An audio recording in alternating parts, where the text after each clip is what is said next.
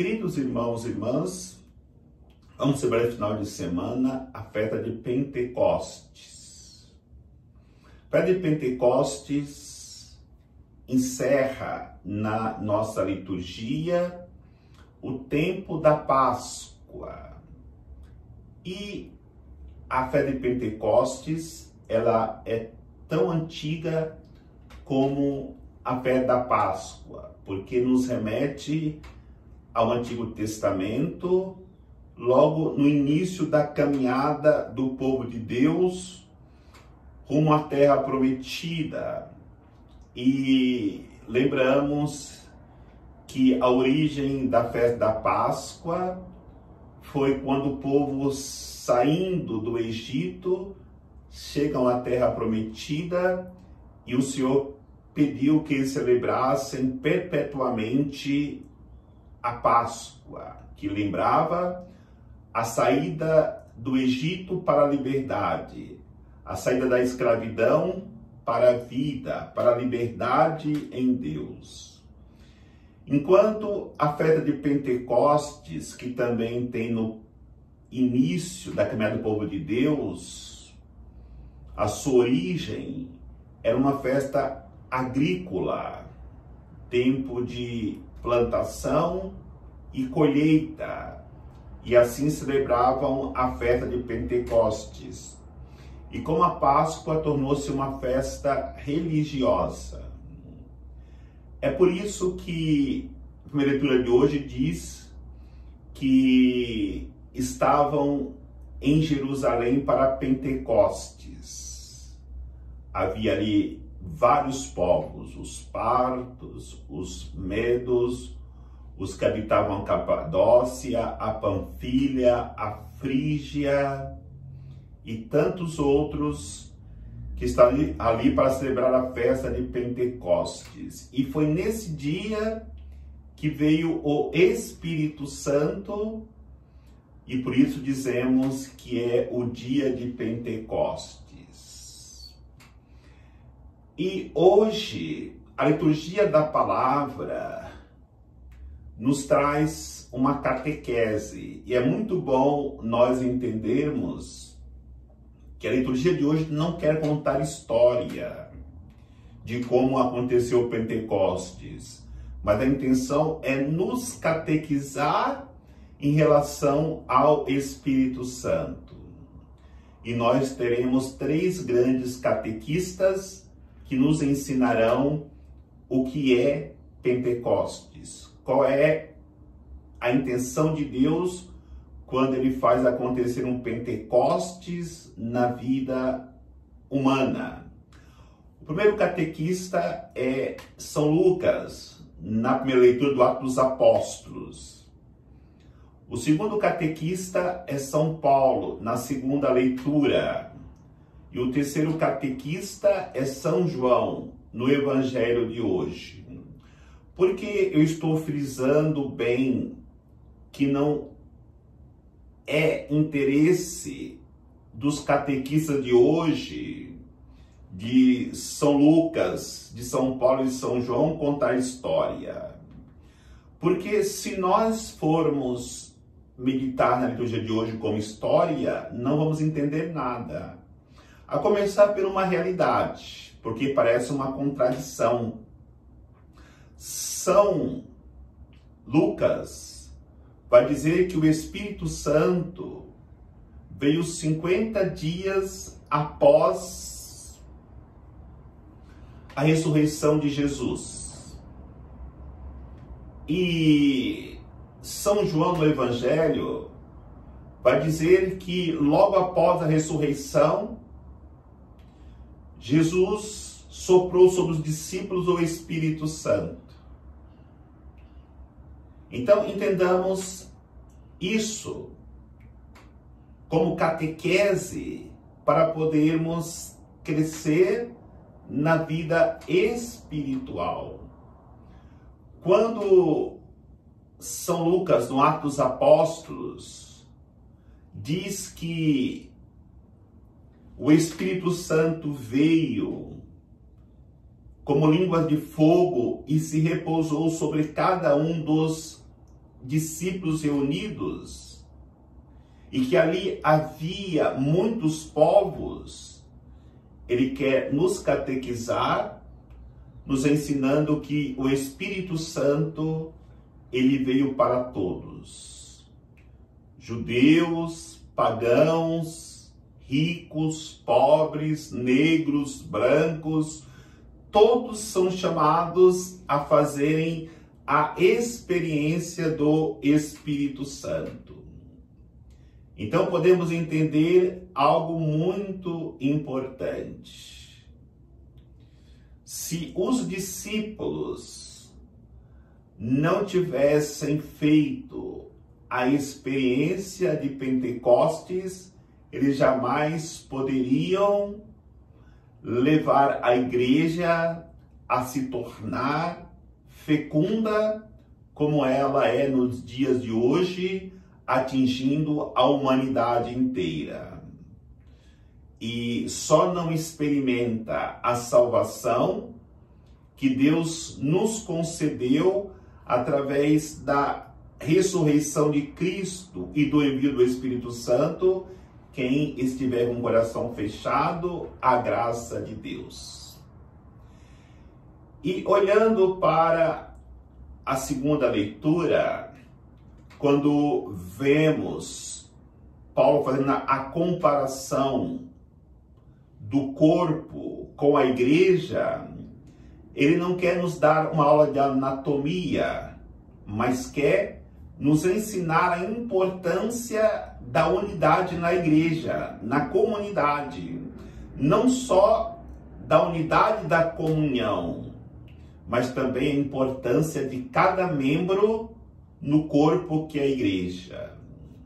Então, quando ele fala da importância do coração e do pulmão, ou seja, quem lava a igreja e quem prega, ele quer dizer que todos são importantes para a igreja. Vamos dizer que ele fala da cabeça e do cabelo, são dois membros do corpo. Podemos dizer porta da oração ou o caminho neocatecumenal. Quais são mais importantes? Todos são importantes, todos têm a mesma importância. Então, ele quer nos ensinar, nos catequizar, que cada membro nesse corpo tem a sua importância, porque corremos o risco de, quando não vivermos esta unidade ou esta realidade de sermos um membro do corpo, podemos deixar que o orgulho entre em nossos corações e nos impeça de nos levarmos a uma experiência de salvação através da conversão do nosso coração. E o orgulho tem que ser vencido, e só o Espírito Santo pode dar-nos esta vitória, porque o mesmo Espírito age em todos. E aí entra algo que é importante nós refletirmos. Se não nos deixarmos conduzir pelo Espírito Santo, nós poderemos limpar o banheiro da comunidade e nos sentirmos orgulhosos porque nós estamos fazendo um serviço mais simples e nos acharmos humildes demais. Ou, por outro lado, poderemos ser o maior pregador da comunidade e nos orgulharmos por estarmos fazendo o trabalho maior. E isso que São Paulo quer nos ensinar. Tudo que nós fizermos tem que ser com humildade, com simplicidade de coração, para demonstrarmos assim que o que fizermos, todo o corpo deve se congratular, porque existe ali uma unidade, uma comunhão. Não fazemos para nos aparecer, não fazemos para nós nos vangloriarmos, para glorificarmos o Cristo que é a cabeça deste corpo. E no Evangelho, nós encontramos a catequese de São João, quando ele fala: deixo-vos a paz, dou-vos a minha paz. Então, ele fala aquilo que Jesus apresentou para eles como apóstolos, como os discípulos, a paz. E os apóstolos, após a ressurreição de Jesus, estavam trancados, com medo, inseguros. E Jesus aparece no meio deles e diz: a paz esteja convosco. Então, Jesus não estava preocupado com a situação individual de cada apóstolo, de cada um dos apóstolos, mas ele estava preocupado em formar uma comunidade.